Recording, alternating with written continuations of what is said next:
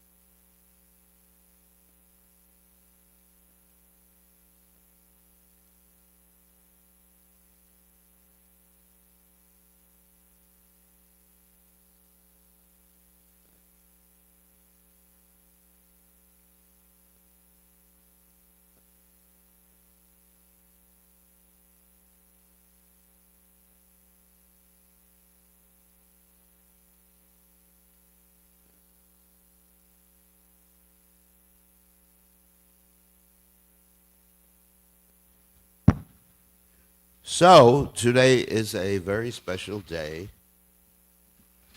on the Vaishnav calendar, and it's the commemoration of the disappearance day of two personalities, specifically Srila Jiva Goswami and Jagadish Pandit. And we're going to be speaking about these two personalities today.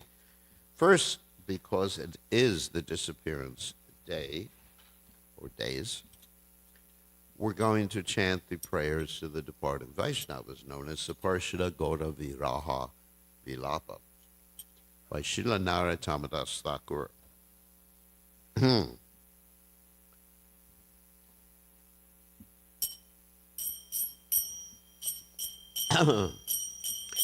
Jayanilo Prematana Koruna Prachur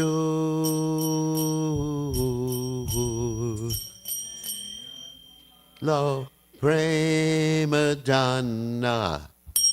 Koruna Prachur Jehanilo Premadana Koruna Prachur Yanilo Premadana Koruna Prachur Henu Prabhu Kota Gela Jarya Thakur Henu Prabhu Kota Gela Jarya Thakur Kamora Saruprupa Kaha Sanatakan Amora Saruprupa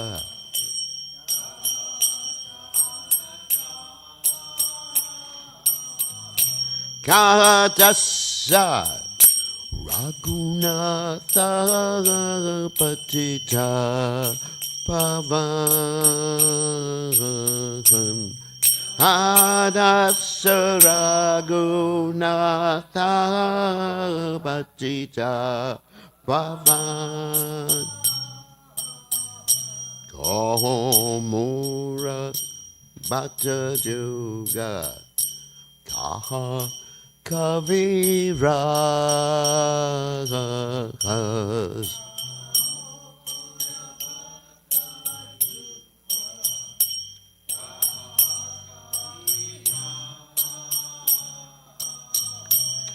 Ekakale Gota Gela Gora Naturas Kale Gota Gela Gora Natara Pashone Kutibo Mata Ananle Pasibo Pashane kutibo mata anale pasibo goranga gunera nede kotak gele pabo goranga Ranide kota kele papa se sabat sangira sange ye koilo vilas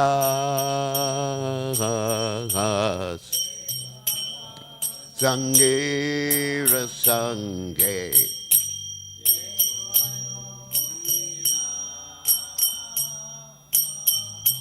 Se sanga nakai yakande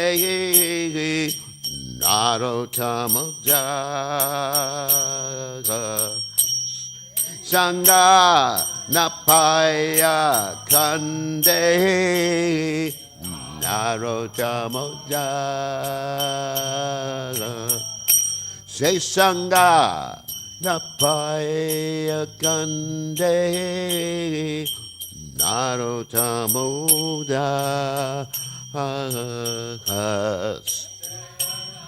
Napaya Kande Narotamodas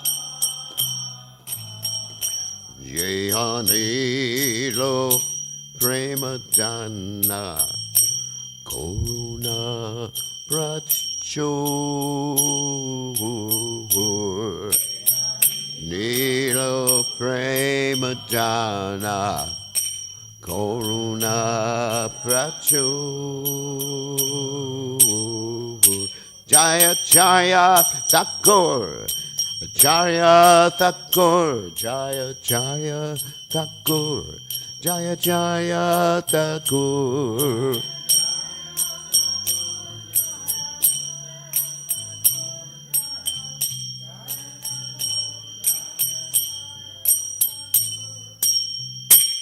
Jai Om Vishnupad Paramahansa Paravacharya also Teta Satashi Shimad His Divine Grace Abhaya Chalananda Bhaktivedanta Goswami Srila Prabhupada Jai ISKCON Founder Acharya Srila Prabhupada Jai Nantakoti Vaishnava Vrinda Jai Namacharya Srila Hridas Thakur Friends, say Kaho Sri Krishna Chaitanya Prabhu Nityananda Shidwaita Gadadhar Srivasti Gaur Bhaktivinoda Jai Sri Sri Radhakrishna Gopi Gopinath Sayam Makunda Radhakunda Kiri Govardhan Ki Jai Vrindavanam Ki Jai Mathuradam Ki Jai Jagadada Swami Ki Jai Yamuna Mai Ki Jai Srimati Tulasi Devi Ki Jai Samaveda Bhakta Vrinda Ki Jai Gaur Premananda Hari Hari All glories the assembled devotees, all glories the assembled devotees, all glories the assembled devotees. All glories to Shri Guru and Gauranga, Srila Prabhupada Ki Jai, Nama Om Vishnu Padaya Krishna Vastai Bhutale, Srimati Bhaktivedanta Swami Namani. Namaste Saraswati Devi, Gaurvani Pacharni Devishesha, Shunyavadi Paschachate Shatari. So we will read the translation. You brought the treasure of divine love, and it was filled with compassion and mercy. Where is such a personality as Srinivasa Acharya gone? Where are my Svarup Damodar and Rupa Goswami? Where is Sanatan? Where is Raghunath Das, the savior of the fallen? Where am I Raghunath Bhatta and Gopal Bhatta? And where is Krishnadas Kaviraj? Where did Lord Gauranga, the great dancer, suddenly go? I will smash my head against the rock and enter into the fire. Where will I find Lord Gauranga, the reservoir of all wonderful qualities? Being unable to obtain the association of Lord Gauranga, accompanied by all of his devotees, these devotees in whose association he performed his pastimes, Narottama Das simply weeps. So, Om Ganat Timirandasya Gananjana Shlakaya Chakshur Unmiritam yena tasmai Shigurve namaha. So as I mentioned, today is the commemoration of the disappearance day, or days, of two great personalities, Srila Jiva Goswami and Jagadish Pandit. So first we're going to speak about Srila Jiva Goswami.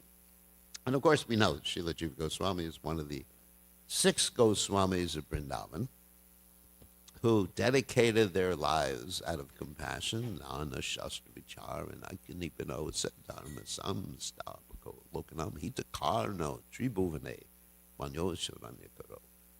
So in other words, they dedicated their lives. Basically, their main service was perusing, that means studying, all the bona fide literatures, Nana Shastra, Vicharanaikanipano, to establish Saddharma Samstapako. Saddharma means eternal religious principles. In other words, things that are applicable every time, place, circumstance. So sometimes you'll find certain principles or details, we'll call them more details, that are applicable in certain cultures and may not be applicable in other cultures. But the Goswamis define those details, such as, not those principles, such as chanting the Lord's holy names, accepting his spiritual master, and other things like that. And especially Srila Jiva Goswami was the most erudite of all the scholars, practically since time immemorial, except for Lord Chaitanya Mahaprabhu. So I'm going to start by reading a verse from the Bhakti Ratnakara that glorifies Srila Jiva Goswami. It's a beautiful verse. And then we'll talk a little bit about his biography and his teachings and his writings. So this verse goes as follows. Shri Rupa Charanadvanda Ranganam Vrajavashanam Shri Jivam Satatam Vande Mandeshwanandadainam. So the translation is, I offer my repeated obeisances unto Srila Jiva Goswami, whose heart is constantly attracted to the lotus feet of Srila Rupa Goswami. Srila Rupa Goswami was his guru. He is the crest jewel of all Brajavasis, and due to his causeless mercy, he bestows unimaginable joy to even the non-philosophical, dull-headed, and lazy people by his deep philosophical views. Beautiful verse. So now we'll talk about the life of Srila Jiva Goswami and his teachings. So he appeared in this material world approximately, because some of the biographers have a different date, in the year 1513, and he left this world in the year 1598. And so when he appeared with a golden complexion. He had all the signs of a Mahapurusha. And not only the golden complexion, but the, as we often describe, the eyes that were like lotus petals going out to the ears, and the arms that were so long he could touch his knees when he's standing up. And so there's all these different proportions. So, he was born into an illustrious family. His father's name was Sri Vallabha, who was the brother of Rupa and Sanatana Goswamis. And all these three brothers, they were employed in the service of Nawab Hussain Shah. And of these three brothers, and they were all married, there was only one descendant, one child. And that child was Srila Jiva Goswami. And they were residing in a place called Ramakeli. That may appear to be a familiar place to you because that's where Lord Chaitanya Mahaprabhu met Rupa and Sanatana and Vallabha for the first time.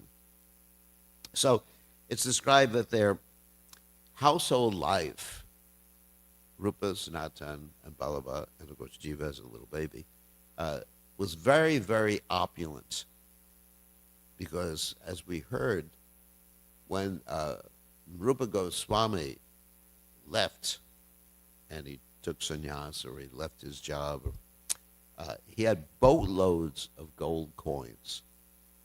And, gold coins, boatloads. And so they were extremely wealthy. They gave up all this to serve Lord Chaitanya Mahaprabhu. So, Lord Chaitanya Mahaprabhu at one point, as we mentioned before, came to Ramakeli. And when he came to Ramakeli, Jiva Goswami was a little baby.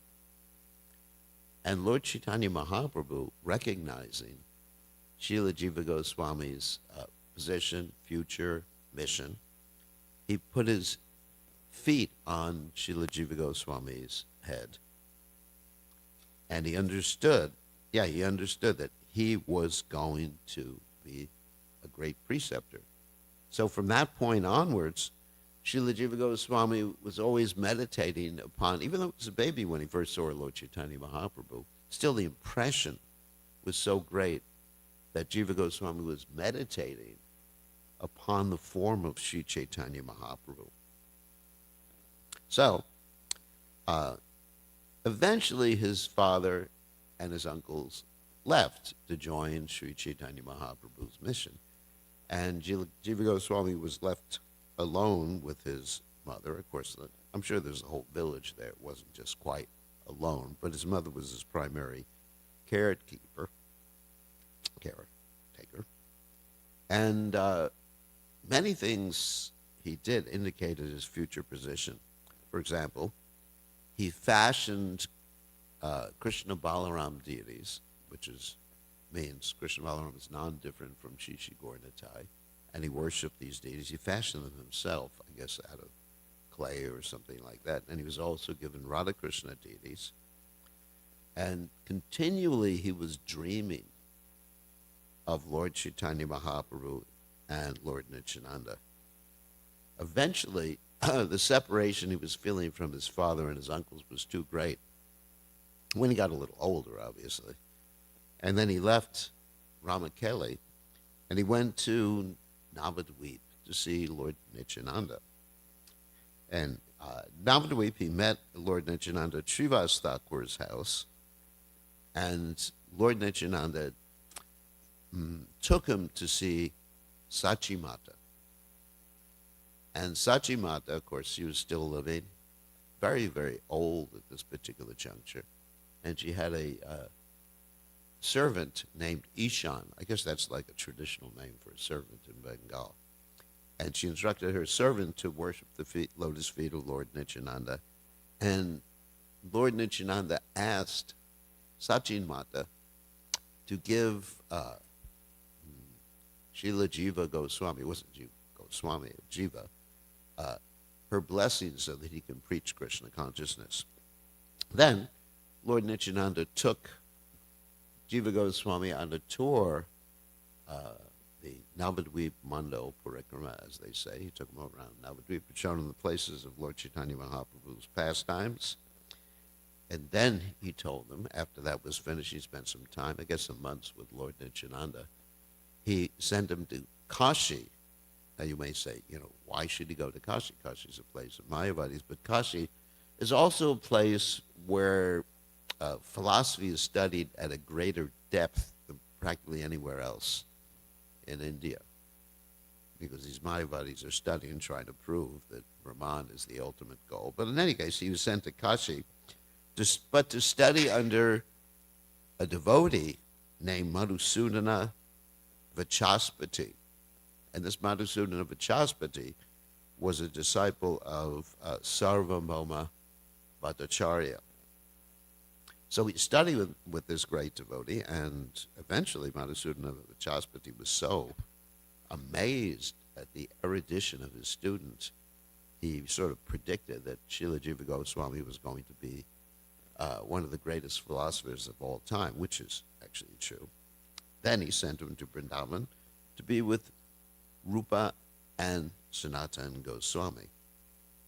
So when he got to Vrindavan, he was given the service of proofreading Rupa Goswami's literatures, especially the Bhakti Rasamrita Sindhu, and he was also given the service of rendering menial service to Rupa and Sanatana Goswami. So this is actually important as we hear in the Bhagavatam that Brahmachari Gurukule Vasandanta Guroritam Archyan Dasavan Nicho, that the proper training in Krishna consciousness, first of all, the one has to learn that he is a servant, Dasavan, Nicho, and a good behavior. And that's the benefit of association with the Guru, whether it's in a formal Guru Kula situation or whether it's in an informal situation. Still, one has to imbibe that particular spirit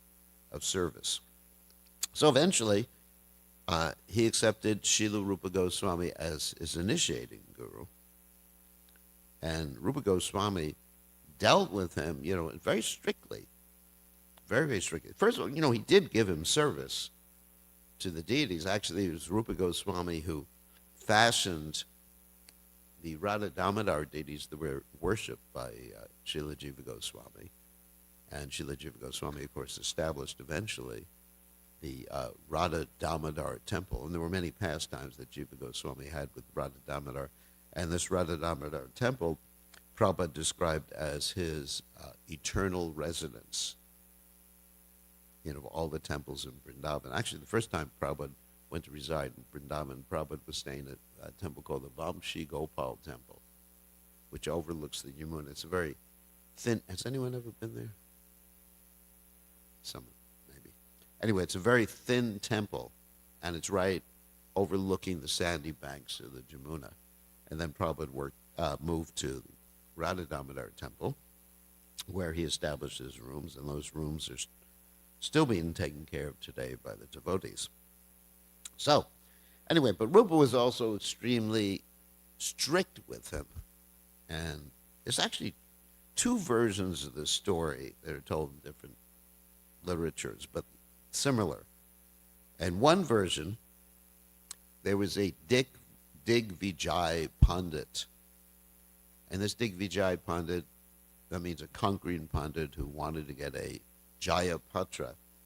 Jayapatra means a certificate of victory, because he would defeat everybody. So anyway, so he went, also Lord Chaitanya Mahaprabhu had confronted this Digvijay too, and he revealed his form to this Digvijay, or the goddess of learning revealed who Lord Chaitanya was.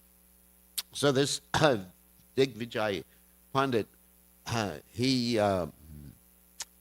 challenged Rupa Goswami, and Rupa Goswami thought, I'm not going to waste time dealing with this person. So Rupa Goswami just signed the Jayapatra. Okay, you've won.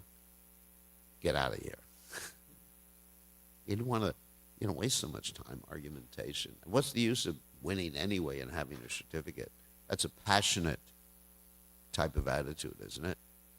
Oh, look at my certificate. I won. So Rupa Goswami said this, and then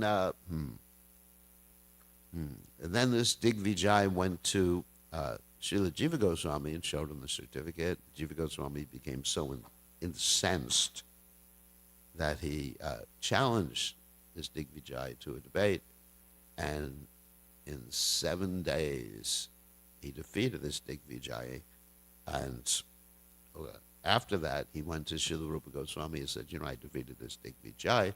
And Rupa Goswami got really upset with him and said, you were taking sannyas at too young an age. So he banished him to Mathura. And there's a whole other version of the story, but I'm going to complete this version. And so then he was living, some people say, in a hollow of a tree, other people say in a hut and not eating anything. And so eventually Sanatana Goswami met him there. And then he saw Jiva Goswami's position, that Jiva Goswami was as thin as a rail. And practically, it's described in the Bhakti Ratnakara that the wind could have blown him away. I mean, that's a poetic expression, of course. That's how thin he was. So he went back to Rupa Goswami and said, Rupa Goswami, you've forgotten one of the cardinal teachings of Lord Chaitanya Mahaprabhu. And Rupa Goswami said, what cardinal teaching? He's going over Nama Ruchi, Vaishnava Seva, Jiva Doi. Oh, I have to be more compassionate to Jiva. So he brought him back. The other version that I just want to mention real quickly was that this occurred after Jiva Goswami corrected Vallabhacharya. What happened was that Vallabhacharya had read Rupa Goswami's Nectar Devotion, Bhakti Rasamrita Sindhu, and he said, I can edit it if you want, need some editing. And basically, Jiva Goswami sort of chastised Vallabhacharya for that, and then the whole banishing thing happened after that. So there's basically, these are the two versions.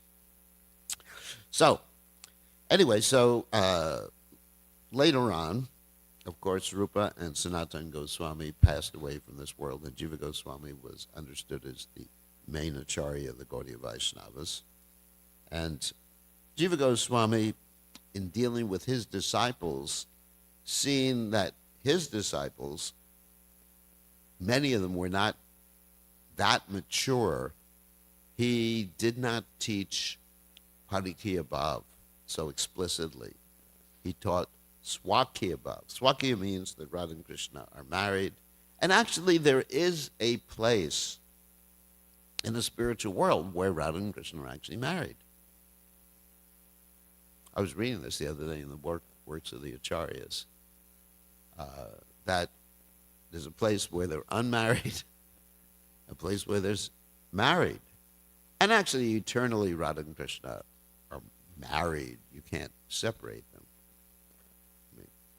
So, anyway, he taught Swakya because his disciples many of them were too immature to understand the conjugal love of Radha and Krishna and the unmarried concept. Because had they thought about that, it could have stimulated their own lusty affairs. Like Prabhupada said one time that if you're not qualified, instead of getting purified, you'll get putrefied.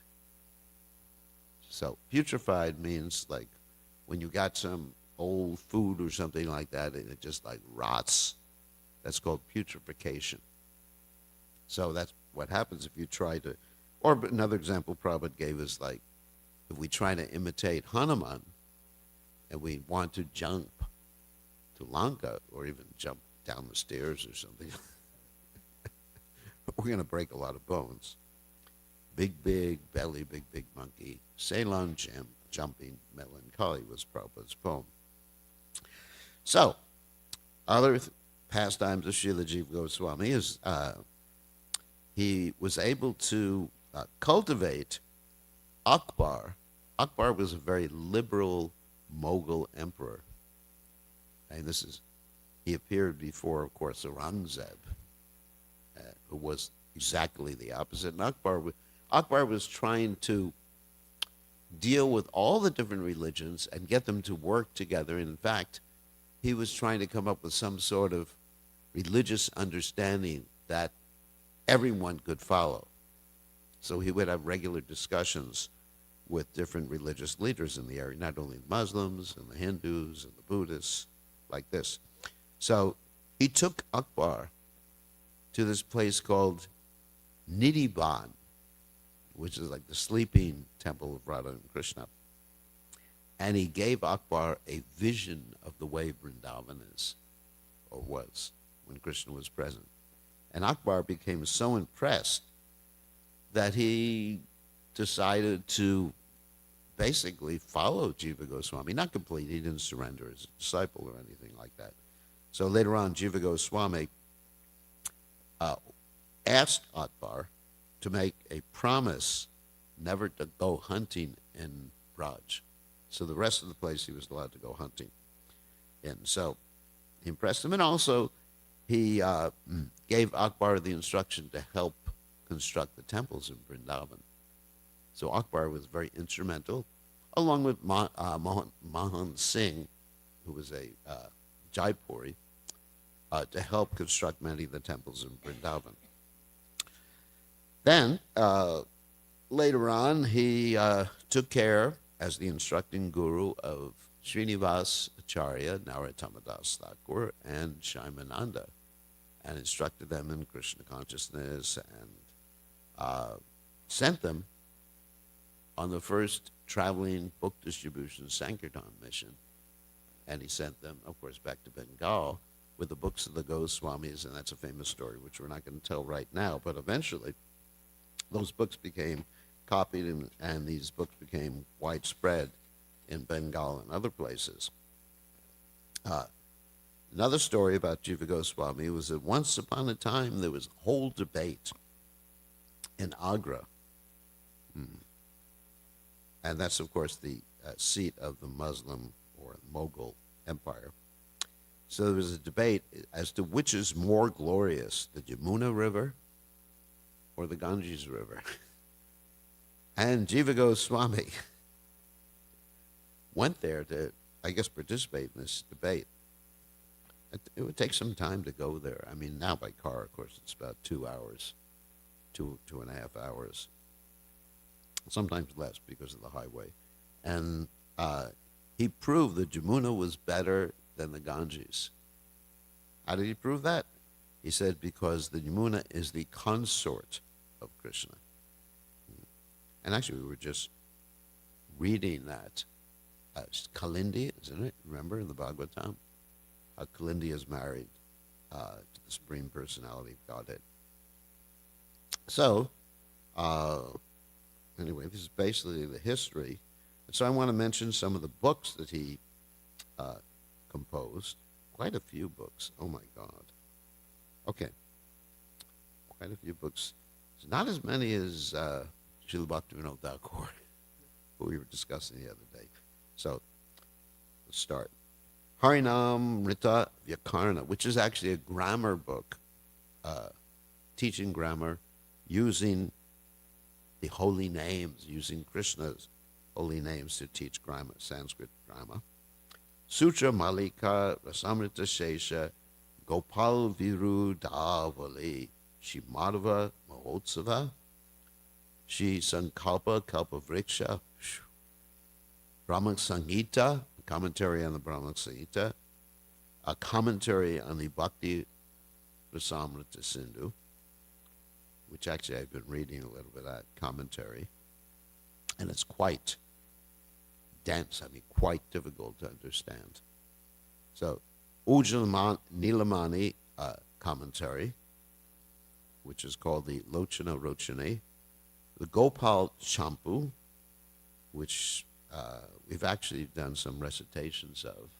Gopal Champu has many different details of Krishna's pastimes that are not contained in the Bhagavatam. And then, of course, the Shat Sandarbha, beginning with the Tattva Sandarbha. We're going to describe a little bit about that in a second. Bhagavat Sandarbha, Paramatma Sandarbha, Krishna Sandarbha, Bhakti Sandarbha, and Priti Sandarbha. And then also a commentary, which we actually make reference to in our Bhagavatam class, of the Srimad Bhagavatam, which is called the Krama Sandarbha. And actually, all the Sandarbhas are an elaborate commentary on the Srimad Bhagavatam. Maybe not all on specific verses, but it is a commentary, just like the Bhagavatam is a commentary on the Vedanta Sutra. So the Sandarbhas are an exposition beginning with the Tattva Sandarbha, of course, which teaches us basically epistemology, which means how do you know what you know? Or how do you believe in, or why do you believe in what you believe in? And of course, that Tattva Sandarbha ultimately establishes the Srimad Bhagavatam as the ultimate source of Tattva, or the ultimate source of understanding the truth. So, and then he also wrote his own commentaries on the Sandarbha, the Sat Sandarbha, which is called Sarva Sambhadani. which is a commentary on his own work, Shat Sundarbha, the Gopal Tapani Tika, which is a commentary on the Upanishad, the Gopal Tapani Upanishad, Padma Puran Ashta Yogaishwara Stotra Tika, commentary on the Gayatri mantra called the Gayatri Vyakya, and taking reference from the Agni Purana, and finally the Radha Krishnar Charana Chandrika Datu Sangraha and Bhavarta Shuchaka Champu. And those are the listing of the books of Srila Jiva Goswami. So very quickly, we'll go over this, the Sandarbhas. We mentioned already the Tattva Sandarbha. It's also called the Tattva Sandarbha. Tattva Sandarbha, 2 words.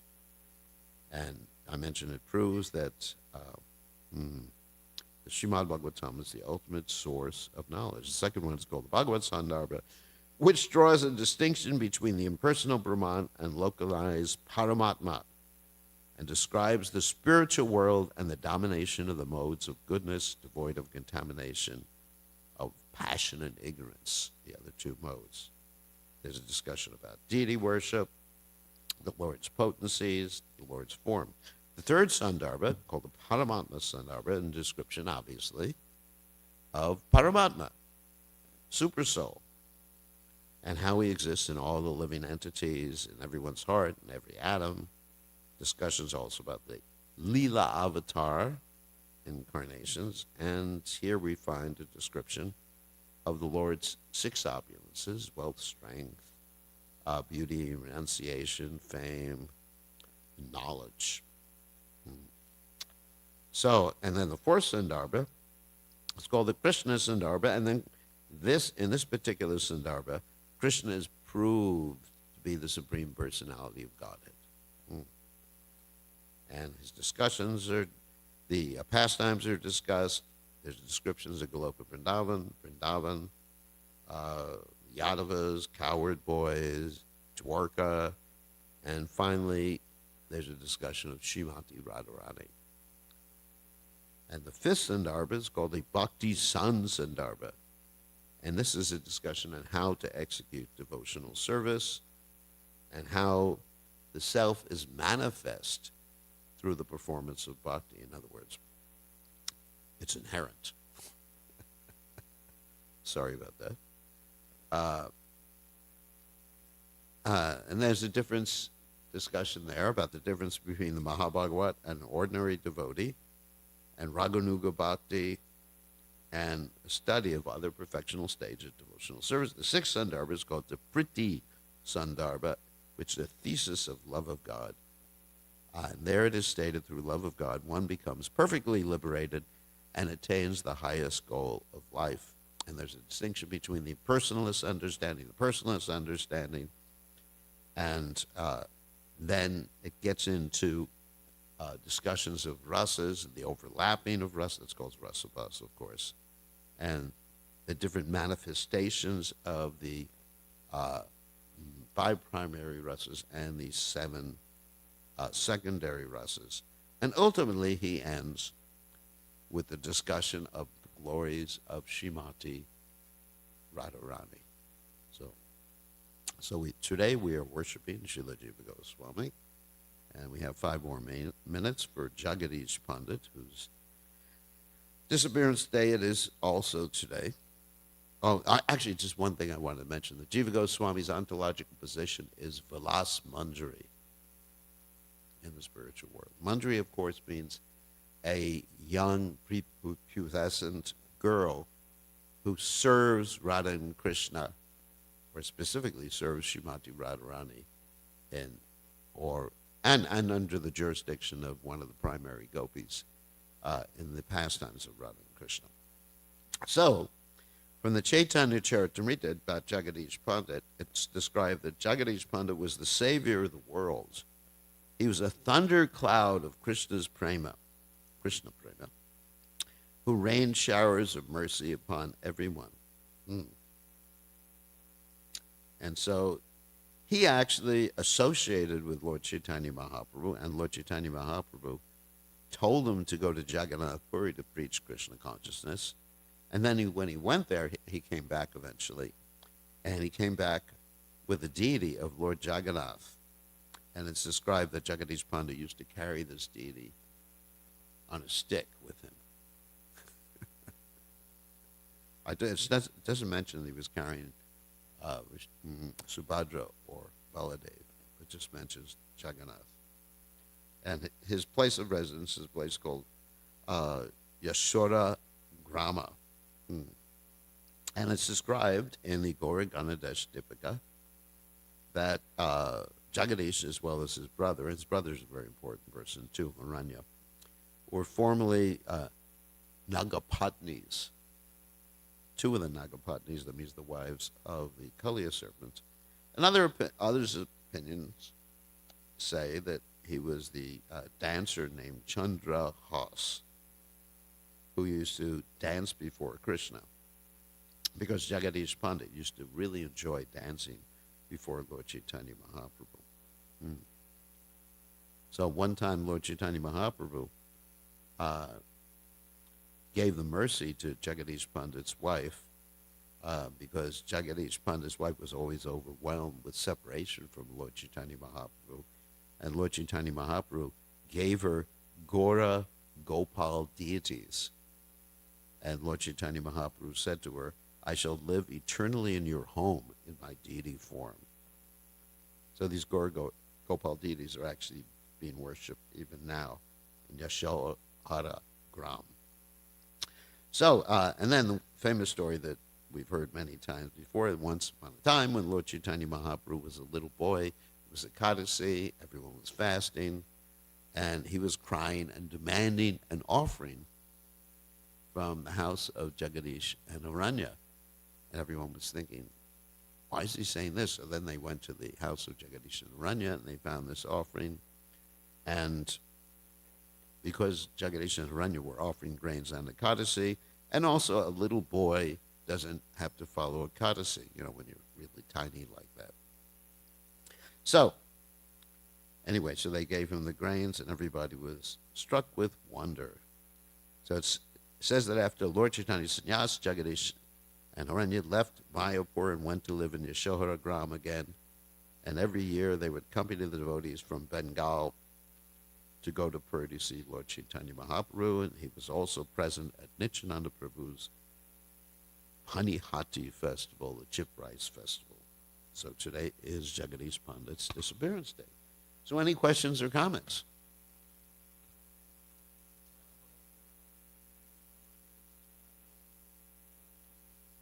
Yeah.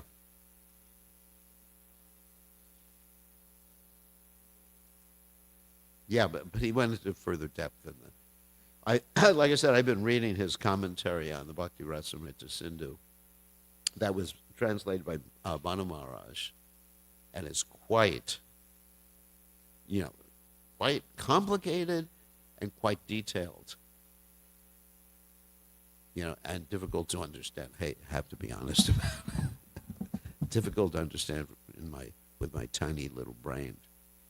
And you could see how amazing Jiva Goswami's intelligence and ability was just by reading these. I become overwhelmed with, just with the desire to follow these great personalities. Just, it's overwhelming when you read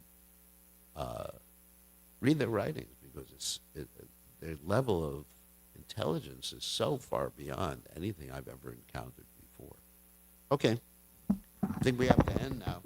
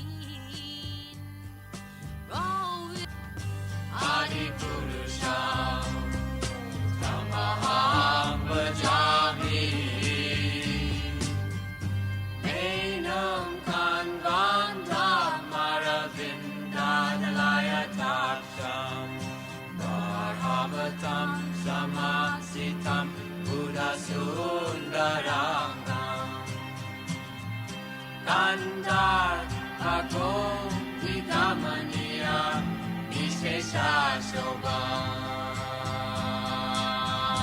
Govindam Adipurusham Tamaham Bhajami Govindam Adipurusham Tamaham Bhajami Govindam Adipurusham Tamaham Bhajami Angani Yasa Sakale Priya Priti Manti Vasyanti Panti Kayanti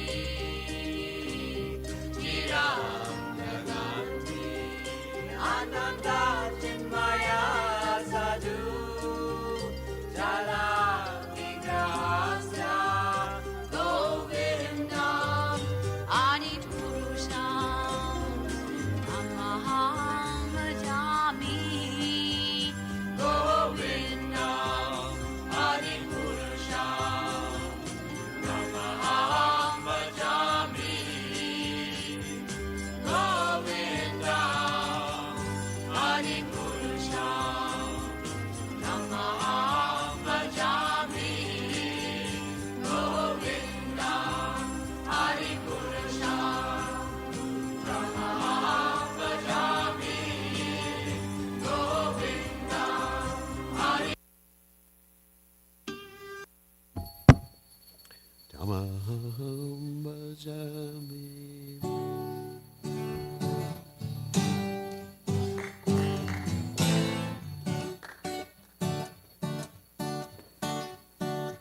Namaho Vishnu Padaya Krishna Prasthaya Bhutale Shrimate Bhakti Vedanta Saminiti Namande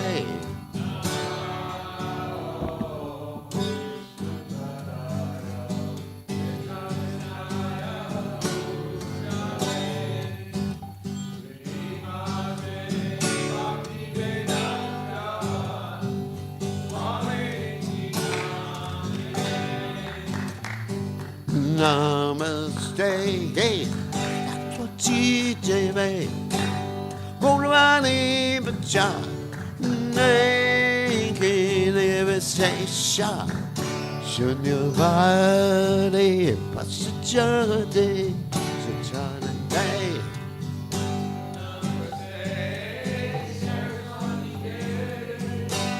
Golani Bacha, naked devastation, Shunyavadi, Sachanadi. Jaya Sri Krishna Chaitanya Prabhu Nanda Shri Advaita Narada Shiva Sari Gaurata Vrinda Nana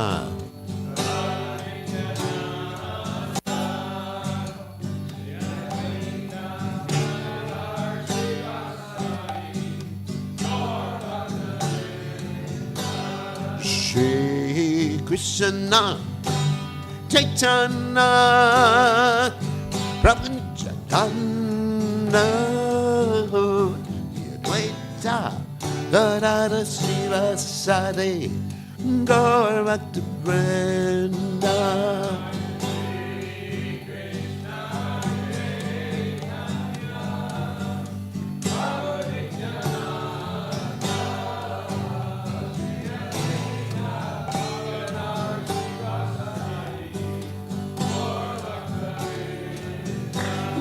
Shri Krishna Chaitanya Prabhu Nityananda Advaita Narada Shiva Sadi Gaur Bhakta Vrinda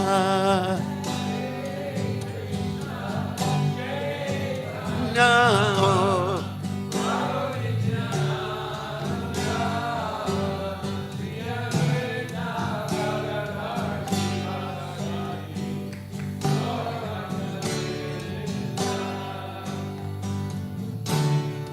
Hare Krishna, Hare Krishna, Krishna Krishna, Hare Hare, Hare Rama, Hare Rama, Rama Rama, Hare Hare, Hare Krishna.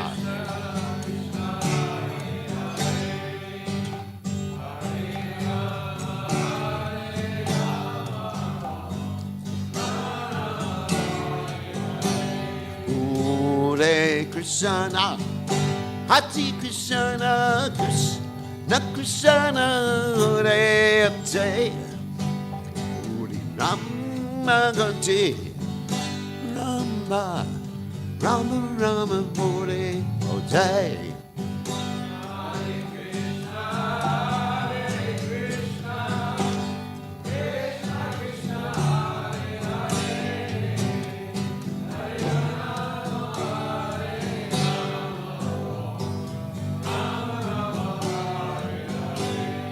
Hare Krishna, Hare Krishna, Krishna Krishna, Hare Hare, Hare Rama, Hare Rama, Rama Rama, Hare Hare.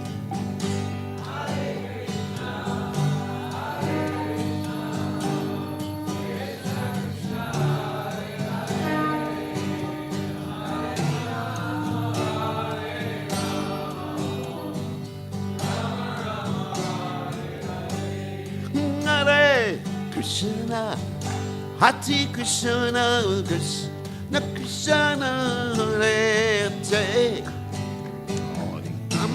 Rama, Hare Rama, Rama Rama, Hare Hare.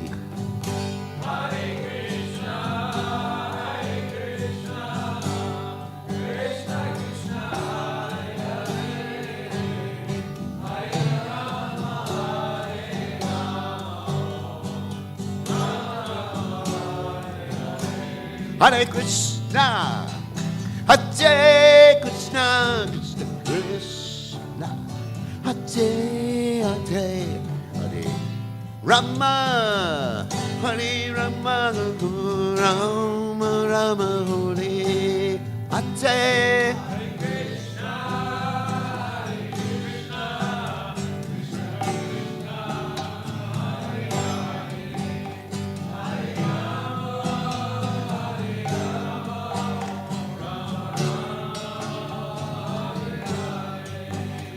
Hare Krishna, Hare Krishna, Krishna Krishna, Hare Hare, Hare Rama, Hare Rama, Rama Rama, Hare Hare.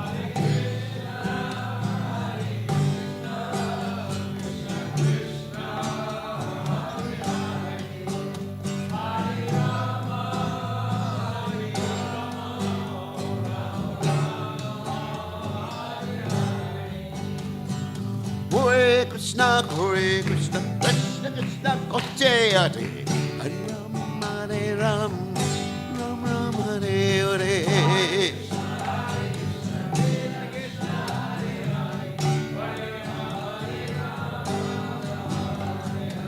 Hare Krishna, Hare Krishna, Krishna Krishna, Hare Hare, Hare Rama, Hare Ram, Ram Ram, Hare Hare.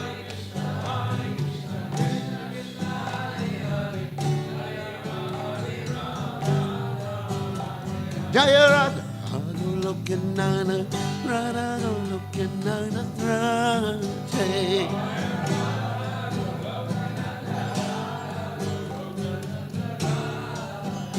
Jaya Radha, Goloka Nana, Radha Goloka Nana, Radha.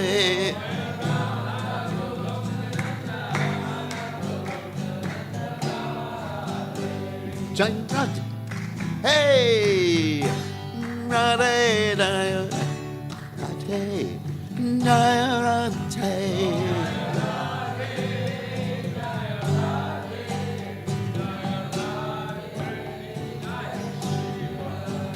Da-ya-ra-de, ra-de, da-ya-ra-de, da-ya-ra-de. Da-ya-ra-de, da-ya-ra-de, Jaya-sri.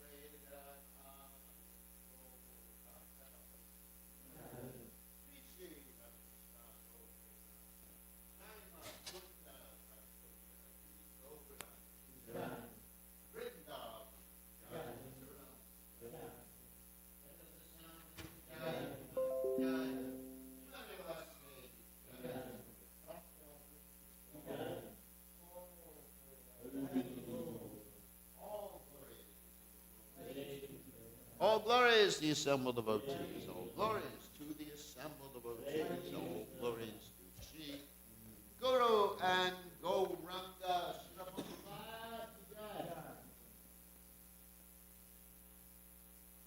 Chaitodarpana marjanam bhavamahatavagni nirvapanam Shreya Kairavya Chandrika Vitaranam Vidyavadu Jivanam Anandam Buddhi Vardhanam Pratipanam Pranamrita Swadanam Sarvatma Snapanam Param Vijayate Shri Krishna Sankirtanam Nam Namakari Bahuda Nija Sarva Shaktis Tatrapitani Amitasmarane Nakala Haribo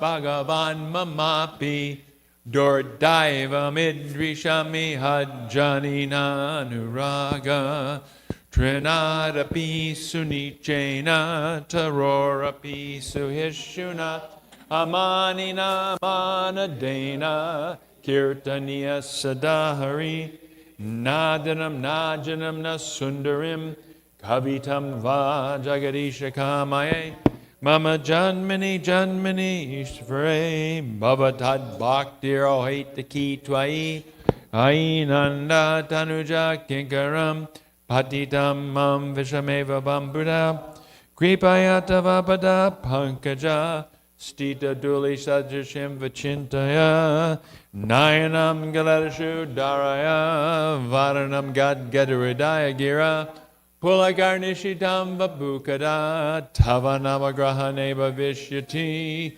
Yugayatam Namishena Chakshusha Pravashayatam Shunayatam Jagat Sarvam Govindam Virahename Ashlishava Padamritam Banastumam Adarshanam Marmahata Karotuva Yatatatava Vidadatu Lampato Mat Prananatas Saiva Napara. Victory to the Sri Krishna Sankirtan, which cleanses the heart of all the dust accumulated for years and extinguishes the fire of conditional life, repeated birth and death. This Sankirtan movement is the prime benediction for humanity at large because it spreads the rays of the benediction moon. It is the life of all transcendental knowledge. It increases the ocean of transcendental bliss, and it enables us to fully taste the nectar for which we are always anxious. O my Lord, congregational chanting of your holy name alone can render all benediction to living beings. And thus you have hundreds and millions of names like Krishna and Govinda. In these transcendental names, you've invested all your transcendental energies. They're not even hard and fast rules for chanting these names. Lord, yes, you enable us to easily approach you by your holy names, but I am so unfortunate that I have no attraction for them. One should chant the holy name of the Lord in a humble state of mind, thinking oneself lower than the straw in the street. One should be more tolerant than a tree, devoid of all sense of false prestige, and should be all others. In such a state of mind, one can chant the holy name of the Lord constantly. O Almighty Lord, I have no desire to accumulate wealth, nor do I want any number of followers. I only want your causeless devotional service, birth after birth. O Son of Maharaj Nanda Krishna, I am your eternal servitor, yet somehow or other I have fallen into the ocean of birth and death. Please pick me up from this ocean of death and place me as one of the atoms at your lotus feet. Oh, my Lord, when will my eyes be decorated with tears of love flowing constantly when I chant your holy name? When will my voice choke up, and when will the hairs of my body stand at end at the recitation of your name? Oh, Govinda, feeling your separation, I am considering a moment to be like 12 years or more. Tears are torrents of rain, and I'm feeling all vacant in the world in your absence. I know no one but Krishna is my Lord, and he shall remain so even if he handles me roughly by his embrace